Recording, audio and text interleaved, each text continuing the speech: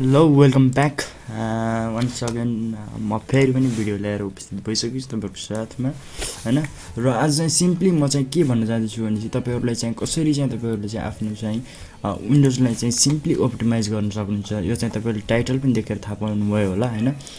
र आज चाहिँ म सिम्पली तपाईँहरूलाई मैले कसरी अप्टिमाइज गरेछु त्यतिमा देखाउने छु। र फर्स्टमा चाहिँ हामी जान्छौँ सेटिङमा गइसकेपछि सिस्टममा, त्यसपछि चाहिँ हामी जानेछौँ यहाँ चाहिँ तपाईँहरूले देख्नुहुन्छ यहाँ चाहिँ विभिन्न किसिमको छ यहाँ चाहिँ।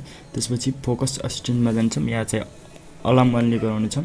र त्यसपछि यस्तै हिन्दीमा हाम्रो यहाँ चाहिँ एउटा छ होममा गएर चाहिँ हामी चाहिँ जानुपर्ने छ लाइक यसमा पनि जानु होला। र यसमा गइसकेपछि तपाईँहरूले चाहिँ यहाँ चाहिँ सो एनिमेसन यिनीहरूलाई पनि अफ गर्नुभयो भने चाहिँ तपाईँको अलि स्मुथ हुनेछ हैन। र धेरै कुराहरू छन् यहाँ चाहिँ तपाईँहरूले गर्न सक्ने, लाइक स्पिचमा तपाईँहरूले कोरोनालाई अफ गर्न सक्नुहुन्छ किनकि कोरोना त्यतिकै काम छैन। यहाँ चाहिँ छन् धेरै कुराहरू लाइक त्यसपछि चाहिँ तपाईँहरूले यहाँ जान सक्नुहुन्छ लाइक पर्सनलाइजमा गएर चाहिँ तपाईँहरूले गर्न सक्नुहुन्छ। लाइक ब्याकग्राउन्ड कलरहरू चाहिँ तपाईँहरूले अलि लो लाइट टाइपको राख्न सक्नुहुन्छ, त्यस कारणले चाहिँ तपाईँहरूको बेट चाहिँ अलिक कम खाओस्।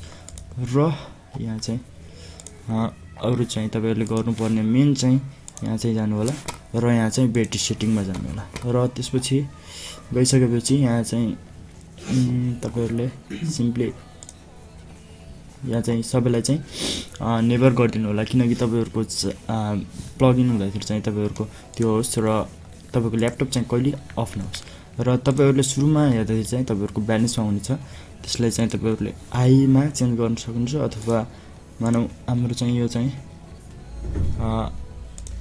रिस्टोर दिस प्लान ओके मैले चाहिँ त्यो गरेँ हैन। ल ब्यालेन्समा छ हाम्रो, तपाईँहरूको यदि छ भने चाहिँ तपाईँहरूले नयाँ चुज गर्नुपर्ने छ। यहाँ चाहिँ तपाईँहरूले क्रिएट पावर प्लान र आई गराउनु होला। र यहाँ चाहिँ तपाईँहरूले नाम दिन सक्नुहुन्छ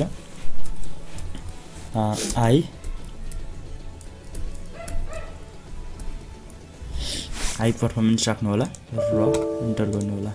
यो नाम चाहिँ तपाईँहरूको दिएको छैन भने चाहिँ हल्का नाम चेन्ज गरिदिनु होला। र यसलाई चाहिँ नेभर ठिक छ र क्रिएट गरिदिनु होला। त्यसपछि चाहिँ तपाईँहरूले यहाँ चाहिँ हल्का गर्नुपर्ने के छ भनेपछि चेन्ज एन्ड एडभान्स अप्सनमा जानु होला। र यहाँ चाहिँ गएर चाहिँ तपाईँहरूले लगभग 0 राखिदिनु होला र यसमा पनि 0 गरिदिनु होला किनकि तपाईँको ल्यापटप चाहिँ कहिले पनि अफ नहोस्। र यहाँ पनि तपाईँहरूले चाहिँ यहाँ चाहिँ गर्न सक्नुहुन्छ इन्टेलमा धेरै छन्। यहाँ चाहिँ म्याक्स पर्फर्मेन्स चाहिँ तपाईँहरूले सिलेक्ट गर्नुपर्ने छ, यदि तपाईँको सिलेक्ट छैन भने मेरोमा चाहिँ अटो सिलेक्ट छ। र तपाईँहरूको यहाँ चाहिँ धेरै ठाउँमा हुन्छ, त्यहाँ चाहिँ म्याक्स पर्फर्मेन्स अथवा तपाईँहरूले यस्तो गर्न सक्नुहुन्छ। ब्याट्री ब्याकअप चाहिँ तपाईँहरूले युज गर्नु होला। र यस्तो यो सेटिङ बनाउनु भयो भने चाहिँ तपाईँहरूले चार्जमा प्लग गरेर चाहिँ चलाउनु पर्ने छ हैन। Apply okay. र अरू चाहिँ गर्नुपर्ने छ तपाईँहरूले यदि गेमिङको लागि हो भने चाहिँ तपाईँहरूले कन्ट्रोल प्यानलमा जानु होला र कुन गेमको लागि तपाईँहरूले गर्न चाहनुहुन्छ। र मेरो चाहिँ सिम्पली एनभिडिया छ र तपाईँहरूले चाहिँ गएर चाहिँ लाइक ओबिएस हो भने चाहिँ इन्टिग्रेटेड ग्राफिक्समा राख्नु होला। र गेमिङको लागि चाहिँ यहाँ तपाईँहरूले देख्न सक्नुहुन्छ जस्ट एपेक्स छ र एपेक्सको लागि तपाईँहरूले यहाँ चाहिँ युज गर्न सक्नुहुन्छ।